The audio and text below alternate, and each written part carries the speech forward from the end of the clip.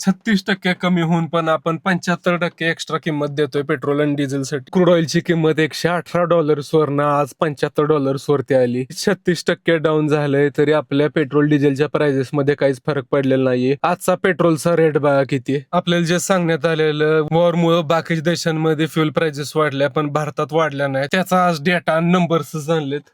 आपल्याला किती प्रमाणात लुटण्यात आलेलं आहे आणि सगळ्यात जास्त तर महाराष्ट्रातील जनतेला. क्रूड ऑइल कॉस्ट आता एका बॅरल मध्ये 159 लिटर क्रूड ऑइल येतं. जर एका बॅरलची किंमत $60 पकडली तर बेस प्राइस क्रूड ऑइलची एका लिटरची होती 23 ते 25 रुपये लिटर. आता रिफायनिंग आणि ट्रान्सपोर्टेशन OMCs म्हणजे ऑइल मॅन्युफॅक्चरिंग कंपनीजला खर्च किती येतोय तर 8 ते 12 रुपये to refine crude into petrol, आणि हे विथ मार्केटिंग आणि ट्रान्सपोर्टेशन आहे. डीलरचं कमिशन आहे 2 ते 4 रुपये. आता before government massive taxes petrol डिझेलची बेस्ट कॉस्ट ती 35 ते 40 रुपये. आता रिझनेबल टॅक्स आपण जर पकडला 20 ते 25%, तरी ते व्हायला पाहिजे 60 ते 75 रुपये. ह्याच्यात 20-30% ऍड केलेले 60 ते 75 रुपये पेट्रोलची प्राइस. आता ह्याच्यात ऍडिशन काय काय होती, सेंट्रल आणि स्टेटचे टॅक्सेस जे की आहेत 50 ते 55%. म्हणजे कळलं का ऑलरेडी रिकव्हरी झालेली आहे आपली खूप मोठ्या प्रमाणावर. आता पेट्रोलची आयडियल प्राइस पाहिजे होती 60 रुपये, आता ऍक्च्युअल प्राइस आहे 112 रुपये. म्हणजे आपण किंमत किती देतोय